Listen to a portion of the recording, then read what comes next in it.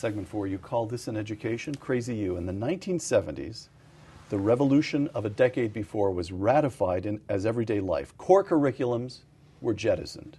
Parietal rules struck down. Curfews abandoned. The general shape that schools assumed in the 1970s stubbornly remains. Every poll indicates that faculties at institutions of higher learning vote Democratic over Republican by 80, 90% to 20 or 10%. These are overwhelmingly liberal institutions. Yes. How is it that they're so conservative? The kids, they're stuck in the culture of 3 and 4 decades ago. you mean the kids? Why are the no, kids? No, I mean, you said why the don't structures, they grow? Yeah, the general shape of the schools that they assumed in the 1970s. Right. No curriculum. Because it works to the advantage of the people who run the schools. They are, by say, getting rid of parietal rules, which say that the kids got to be in the dorm by and no girls and no boys and all that, no drinking and so on. It makes their job much easier because they don't have to do bed checks. Right. I mean, I saw my wife formulated a fantastic rule on our college tours, which of course everybody ends up doing, everybody who's in this awful position.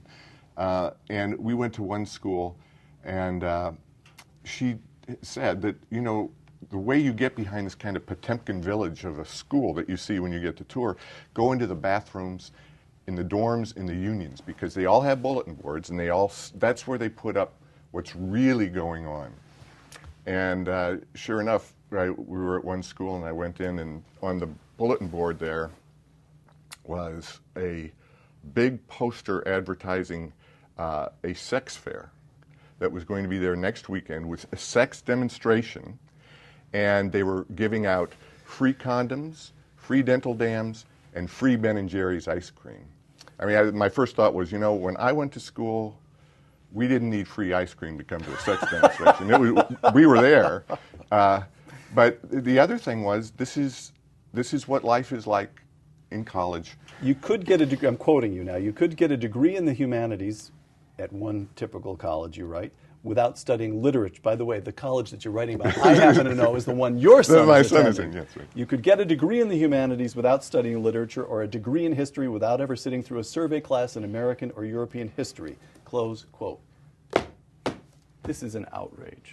It's almost a total collapse of intellectual standards. And again, it's our fault. I mean, I feel just in a sense that it's not my fault. Whose fault?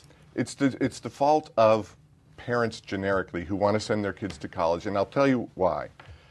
I must have had, and not just simply because of this book, I must have had hundreds of conversations with worried parents about how to get their kids into this school or that school. I've had less than 5 about what they're supposed to do when they get there.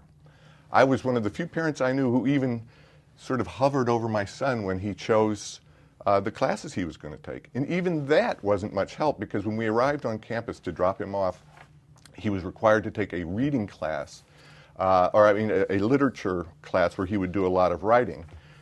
He only had 3 options. One was Mad Men and American Life. The other was... You mean Mad Men, the television television show. The second was A History of the 1960s. And the third was Intro to Queer Theory. So I was thinking, maybe I ought to put him back in the car and take him home. But I didn't. Andy, and it's my fault. Throughout this book, you sit there smiling with a twinkle in your eye. I know this is your want. Throughout this book, the tone is exasperated from time to time, but generally good-humored, hilarious from beginning to end, and the underlying good-humored. This will all work out.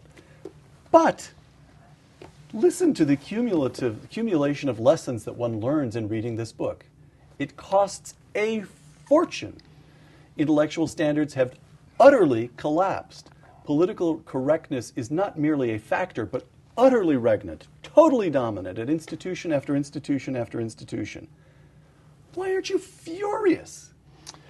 Why aren't you enraged? You know the old joke about the guy who comes into the psychiatrist and he says, "Doctor, you got to come see my